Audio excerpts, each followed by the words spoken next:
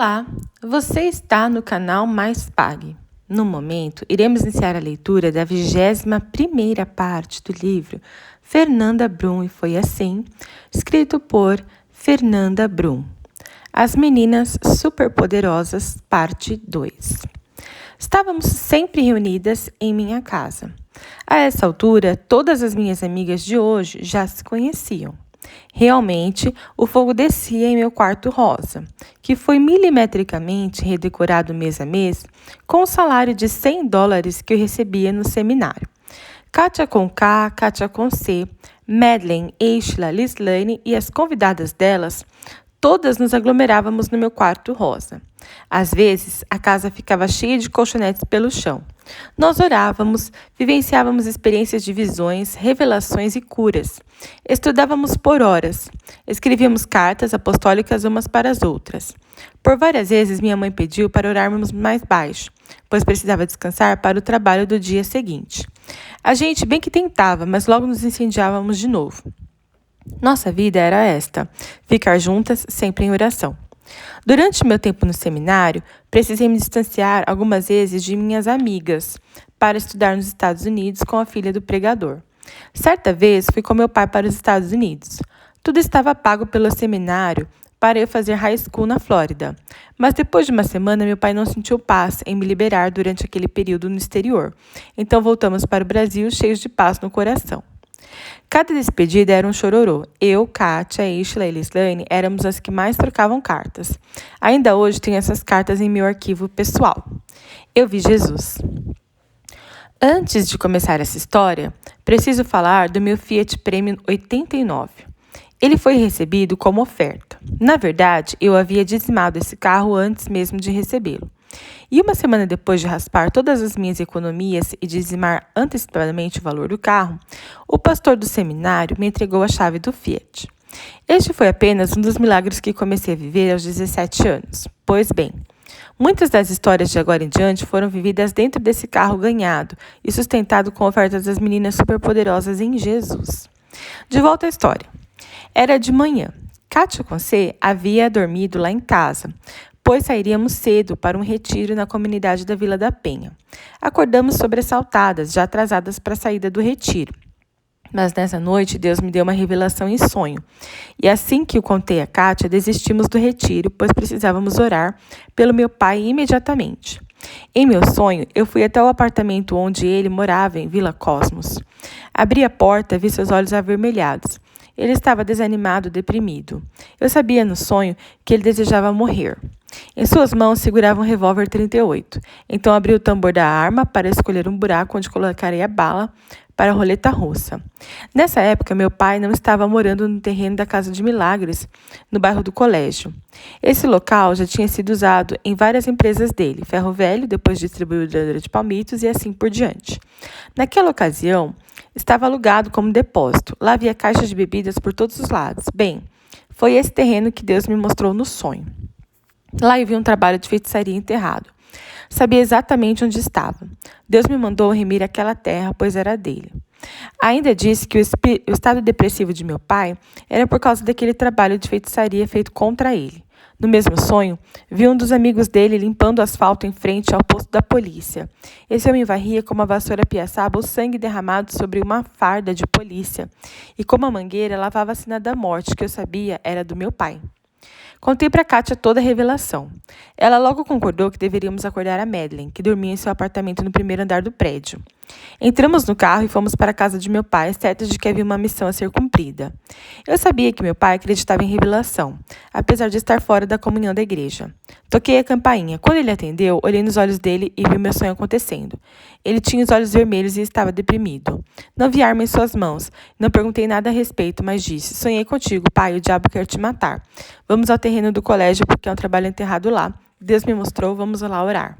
Ele não hesitou, acreditou imediatamente e entrou no carro. No trajeto, fui descrevendo a visão. Ele apenas ouvia.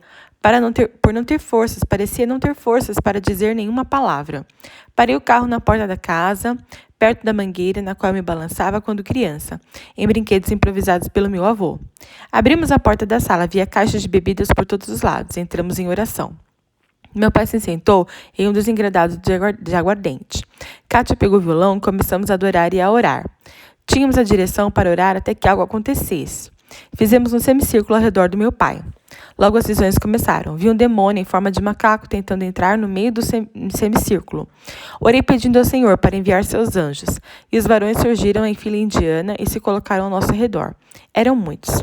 Eles se apresentavam montando guarda atrás uma da outra de nós, e também nos espaços entre nossos ombros. Os anjos se posicionaram de forma que não houvesse brecha alguma. Nós nos sentíamos blindadas naquele momento. O demônio pulava ao redor, mas não conseguia entrar, pois os anjos não permitiam. Eles o ignoravam, não olhavam para os seus pulos, não se distraíam do trabalho de guarda. Meu pai estava no meio da roda recebendo oração, e eu tive uma visão aérea daquele lugar. Todo o terreno estava pontilhado de espíritos de morte. Eram tantos que eu quase não podia ver o chão. Sabia que eram espíritos de morte por causa da maneira que se apresentavam, de capuz preto, cabeça baixa, carregando nas mãos algo que eu não pude identificar. Tive o discernimento de que os demônios tinham base legal nos carros batidos que, no passado, compramos para recuperar. Eram carros vindos de tragédias em famílias inteiras morreram em acidentes causados por esses mesmos espíritos malignos. Parecia impossível vencê-los naturalmente. Estávamos cercadas. De repente, vi um demônio de capa preta indo na direção do meu pai, caindo no centro da roda de oração. Esse demônio não poderia sair da roda blindada pelos anjos, a não ser que ordenássemos. Foi o que fizemos, eu disse. Pega tudo que é seu e some daqui, em nome de Jesus. Ele recolheu um pano no chão com o trabalho oferecido a ele, formou uma trouxa nas costas. Com um chapéu de malandro, a capa preta por fora e vermelha por dentro, e uma camisa listrada de vermelho e branco, aquele demônio foi expulso em nome de Jesus. Os anjos abriram uma lacuna e ele saiu. Continuamos adorando e orando. O demônio levou consigo todas as oferendas recebidas e meu pai parecia liberto. A visão aérea do terreno continuou a me revelar a batalha que ainda travaríamos naquele dia. Afinal, estávamos só começando. Pelo Espírito, continuamos a orar, a adorar. E os anjos que estavam ao nosso redor se moviam enquanto adorávamos. Como em uma dança celestial, eles giravam sem deixar seus postos. Kátia saiu da roda e se sentou em uma mesa do escritório da sala. Ela tocava o violão enquanto adorávamos. De repente, ela caiu para trás, em cima da mesa, abraçada ao violão. A música parou. A Kátia foi arrebatada, e, adorando ao Senhor, fazia gestos com a mão como se pegasse algo no ar. Mais tarde, ela me contou que estava diante do Senhor, e notas musicais de ouro saíam de seu trono. Então ela pulava, sorria e era cheia de alegria inexplicável. E os gestos que fazia com as mãos eram para pegar as notas musicais. Enquanto a Kátia vivia essa experiência, eu pulei para a mesa. Me sentei ao lado dela, peguei o violão e assumi a adoração. Lembrei-me de uma canção que acabara de compor com meu amigo Geazer Jr., Águas do Trono. Comecei a dedilhar meu violão e a salmodiar enquanto todos choravam. Tive a direção do Espírito para convidar todos os anjos da região para adorar ao Senhor conosco. Lembrei-me de dizer: Principado celestial da parte do Senhor, vocês que ministram nessa região, eu os convoco a adorar. Venham todos, vamos adorar ao único que é digno de adoração, Jesus, Jesus. Bradei com todo o meu coração. Enquanto cantava, tive a visão que me deu a certeza de que o convite foi aceito. Havia uma mangueira de meio século em frente da casa, cuja copa era a mais linda que já vi. De repente, a copa da mangueira se abriu para dar passagem aos anjos da região. Eles chegavam aos milhares, tocando o chão lentamente, como se estivessem de paraquedas. Alguns tinham asas, outros não. Os que não tinham usavam fardas verdes, como se fossem de algum exército, e realmente eram. Mas os anjos que mais me chamaram a atenção foram os músicos e seus instrumentos. Eu não consegui identificar todos os instrumentos, mas descreverei os que reconheci. Havia instrumentos de sopro, alguns semelhantes aos instrumentos aqui da terra, mas esses celestes eram de ouro puro. Lembro-me de um pistão cujos pistos eram de pedras preciosas, cada pisto com uma cor diferente. Os anjos podiam soprar aquelas notas por horas sem fim, sem respirar. Havia instrumentos de percussão de toda sorte. Também havia corais inteiros, organizados para cantar, e outros que tocavam enquanto cantavam. Com presteza e devoção, fui ouvindo um som ensurdecedor de orquestra me acompanhando. Cordas, violinos, trompas, corais, harpas, tambores, tribais, violões elétricos e acústicos, tudo tinha vida, e muito do que vi não consigo descrever. Havia anjos de branco, de azul, com pulsos cheios de braceletes de ouro. Esses pareciam guerreiros. Alguns tinham faixas atravessadas no dorso, como se fossem identificados por elas. Uns tinham a estatura mais humana, outros eram enormes, que eu quase não conseguia enxergá-los da cintura para cima. Eles foram tomando o terreno ao redor da casa, e os demônios que estavam lá fugiram pelos fundos, por uma galeria do rio que corria em paralelo ao terreno, o Rio dos Cachorros.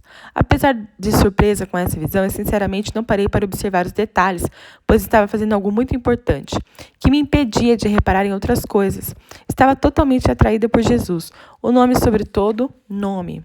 Eu não esperava que mais nada acontecesse, mas quando dei por mim, estava sem o violão, prostrada com o rosto na terra, caída aos pés de alguém que reluzia mais que tudo. Vi um par de pés calçados em sandálias de ouro puro, cravadas e trabalhadas à mão. Como um artesão, faria entalhando cada centímetro meticulosamente. Reparei que, apesar de serem de ouro, não pareciam machucar ou incomodar. Fui acompanhando as voltas das tiras pelas canelas. Eu não abri os olhos, mas minhas pálpebras pareciam simplesmente não existir, pois enxergava mesmo de olhos fechados. Em pensamento, perguntei a mim mesma de quem seriam aqueles pés. A resposta veio. Meus olhos focalizaram duas grandes chagas abertas. Nessa hora eu gritei, como se minha vida saísse de mim, e em pensamento ouvi: não temas.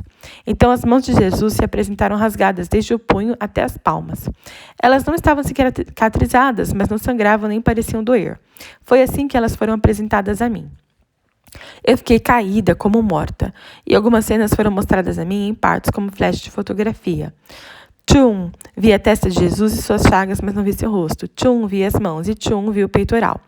Ele estava vestido de guerreiro, sua saia era de ouro, mas também era flexível, seu peito era reluzente. Era como uma armadura, mas parecia parte de seu corpo e não uma roupa.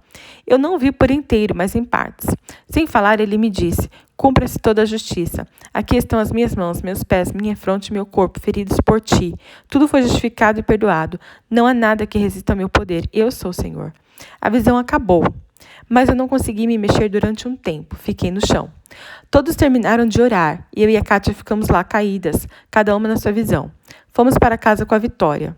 Não me lembro se fomos ao retiro da igreja, creio que não. Ficamos muito impactadas com a experiência.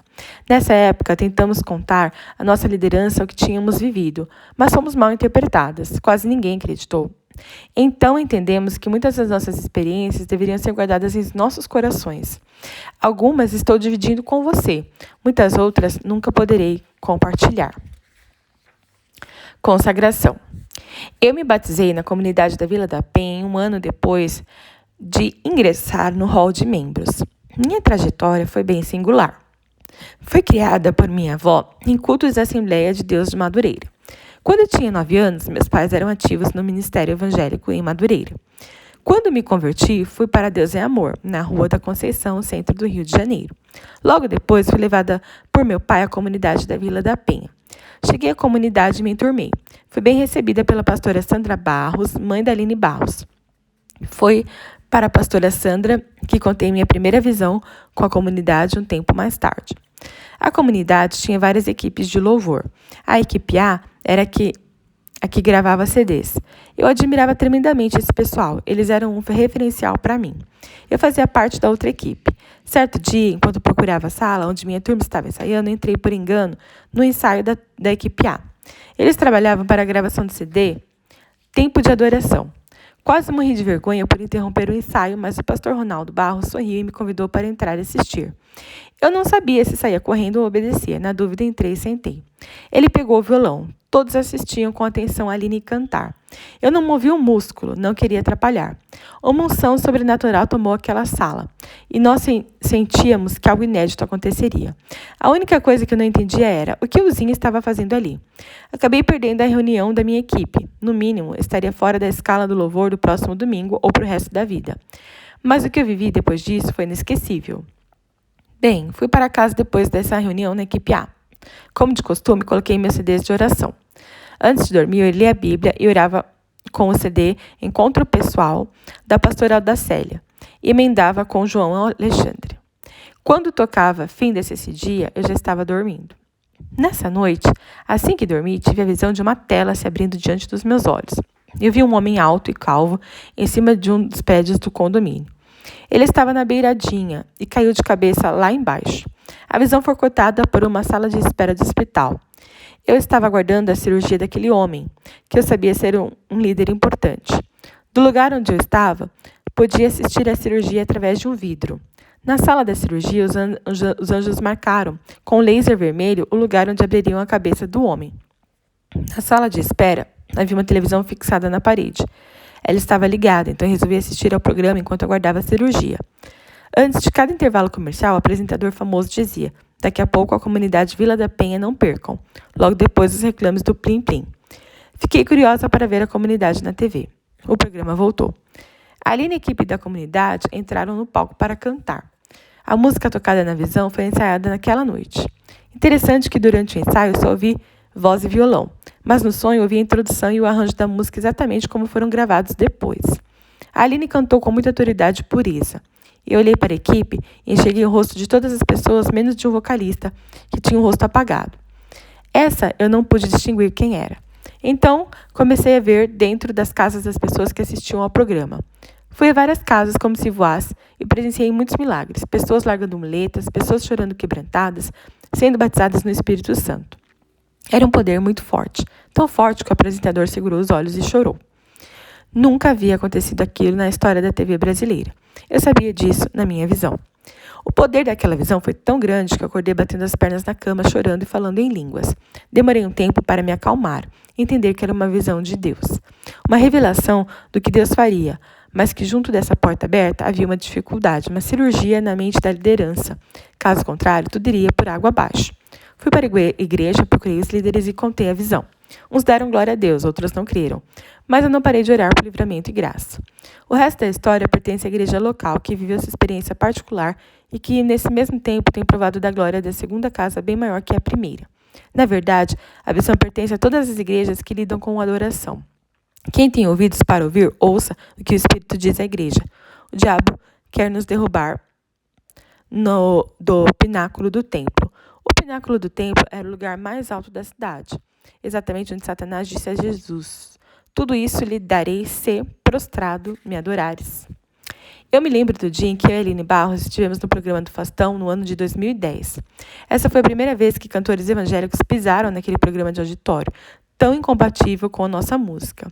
Nós fomos muito bem recebidas e em todo o tempo que sabíamos que fomos predestinadas em Cristo para aquele momento.